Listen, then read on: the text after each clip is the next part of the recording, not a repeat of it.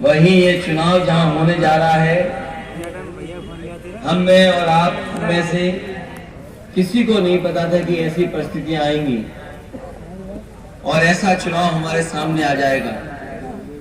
और ये पहला ऐसा चुनाव होने जा रहा है जहां हमारे नेता हमारे बीच में नहीं है, जिनको आपने कई बार मतदान देकर के न केवल लोकसभा बल्कि इस देश के बड़ा नेता बनाने का काम किया। आज नेताजी हमारे बीच नहीं है, और जिस समय नेताजी हमारे बीच नहीं है, भाई हम और आप मिलकर के इस चुनाव को ऐतिहासिक जीत दिलाएं, जिससे पूरे के पूरे देश में संदेश जाए कि मैनपुरी के लोग अभी भी नेताजी के साथ पूरी जिम्मेदारी के साथ खड़े हैं। हाँ, नेताजी लोकप्रिय नेता रहे, हम बल्कि पूरे देश के लोग नेताजी को नेताजी कहकर ही बुलाते थे।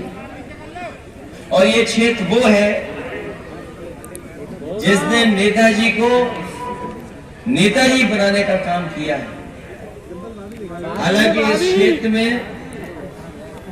हमारी पार्टी आगे पीछे रहती रही है, लेकिन इस बार मैं कह सकता हूं कि भूगांव की जनता ने भी मन बनाया है कि समाजवादी पार्टी को ऐतिहासिक वोटों से जिता करके भेजेंगे। अभी मैं शामिल हुआ था कार्यक्रम में जसवंत नगर विधानसभा के ब्लॉक सफाई के कार्यक्रम में, और वहां के बड़ी संख्या में हमें कार्यकर्ताओं से मिलने का मौका मिला। मैं ये कह सकता हूं कि जहां बढ़त शुरुआत, जहां बढ़त होगी हमारे वोटों की जसवंत नगर से।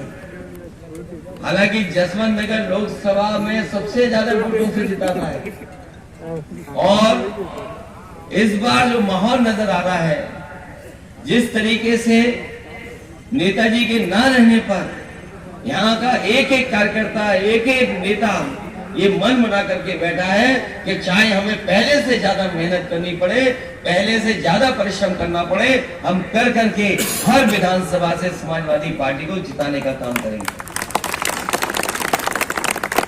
मुझे याद है इसी मैदान में मैं आलोक साकी जी के लिए वोट मांग के गया था, और उस समय मैंने मैदान में जोश देखा था।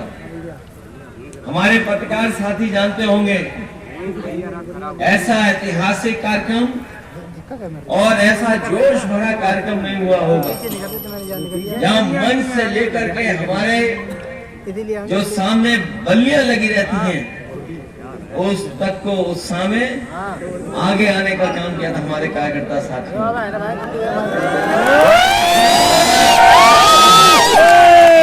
वो चुनाव भी आपने जिताने का काम किया था, लेकिन कुछ वोटों से हमको पीछे रह गए। लेकिन इस बार हमें बेईमानी हो गई, बल्कि 1 लाख से ज्यादा वोट समाजवादी पार्टी को इस बार मिलने जा रहे हैं। सरकार तो बन गई उनकी, सरकार तो बन गई उनकी, लेकिन बताओ 1 साल पूरा होने जा रहा है, कोई बदलाव दिखाई दे रहा हो तो बताओ। 5 साल वो और लगभग 1 साल हो गया है, अभी भी ये सरकार गड्ढा भरने का काम कर रही है, अभी भी गड्ढे नहीं भर पाई है। और पहली बार देखने को मिल रहा है कि डेंगू जैसी बीमारी का भी ये इलाज नहीं करा पा रहे हैं।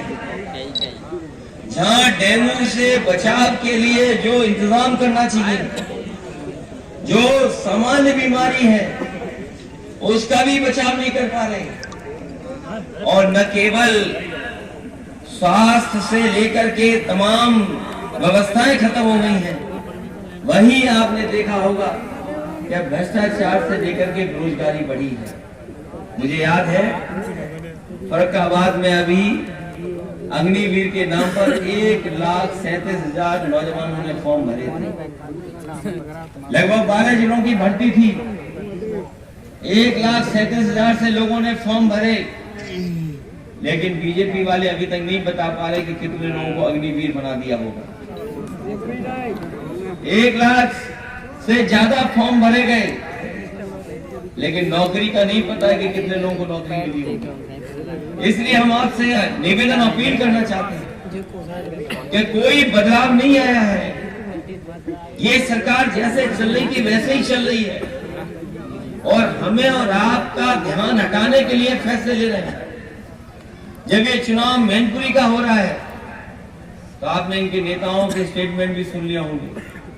ये हमें और आपको बहकाना चाहते हैं, हमें और आपको अपने स्टेटमेंट देकर के उलझाना चाहते हैं।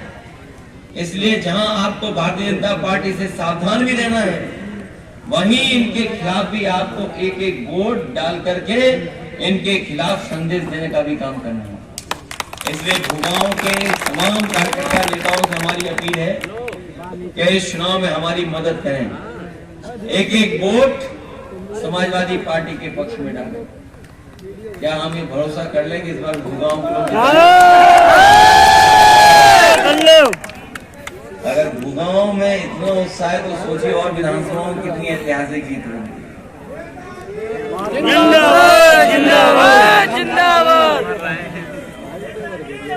क्योंकि मैं देख रहा हूं कि इस बार जो विधानसभा हारे हैं हम लोग, वो पिछला हिसाब किताब भी पूरा लेना चाहते हैं, क्योंकि जो इच्छा आपकी थी वैसा परिणाम नहीं आया। इसलिए न केवल ये आपका चुनाव होने जा रहा है, बल्कि ये संदेश देने वाला भी चुनाव है। इसलिए हमारे जितने कार्यकर्ता हैं यहाँ पर, जो पीछे बैठे हैं, आगे हैं, दाईं तरफ हैं, हमारी सबसे अपील है कि इस चुनाव को अपना चुनाव समझ करके, और ये चुनाव ऐसा चुनाव है जिसका संदेश देश में जाएगा, क्योंकि इकलौता लोकसभा का चुनाव हो रहा है और नेताजी के न रहने पर चुनाव हो रहा है। इसलिए पूरे देश की निगाह अगर किसी चुनाव पर है तो वो मैनपुरी लोकसभा के चुनाव पर पूरे के पूरे देश की निगाह है। इसलिए पूरी जिम्मेदारी से और पूरी ईमानदारी से इस चुनाव को आप जिताने का काम करना, यही निवेदन, यही अपील मैं आपसे करने आया हूं। मुझे पूरा भरोसा है कि 5 तारीख को भूगांव की जनता एक एक वोट समाजवादी पार्टी के पक्ष में डाल देगी।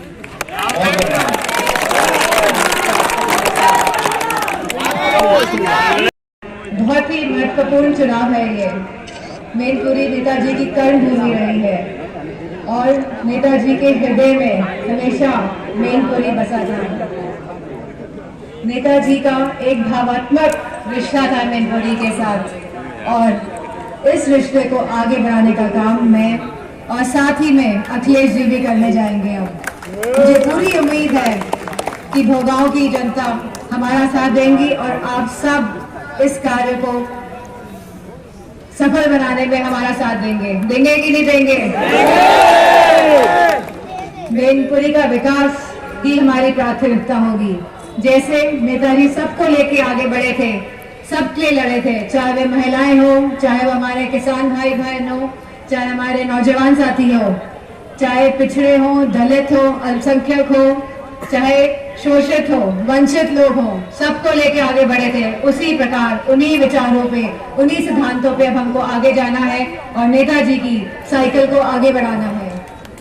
मन में हम सभी के ये विचार तो आता ही है कि ये चुनाव इतनी जल्दी क्यों हो रहे हैं, और इन विचारों को मैं समझती हूँ आप सबके मन में भी विचार आ रहा होगा कि चुनाव 40 दिन पहले से भी घोषित कर दिए गए, लेकिन हम इलेक्शन कमीशन का पूरा सम्मान करते हैं, और अगर हम सभी को सच्ची श्रद्धांजलि देनी है तो आने वाले चुनाव में एक एक बटन साइकिल का दबाना है। दबाएंगे कि नहीं दबाएंगे?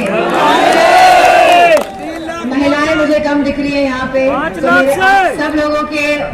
आप सब लोगों से मेरी प्रार्थना है कि आप लोग माध्यम बने कि सब महिलाओं को बाहर निकालेंगे और एक वोट साइकिल को दबाने का काम करेंगे। और यह नेताजी का चुनाव है, ये मेरा चुनाव नहीं है, ये नेताजी का चुनाव है और ये हमारे कार्यकर्ता का चुनाव है, और हम सब इसे मिलके लड़ेंगे और ज्यादा से ज्यादा वोटों से एक इतिहास बनाने का काम करेंगे। करेंगे कि नहीं करेंगे? सब शब्दों के साथ मैं आप सबको सबको धन्यवाद देती हूँ और मंच में जितने भी हमारे सम्मानित नेतागण हैं उन सभी को भी धन्यवाद देती हूँ। धन्यवाद।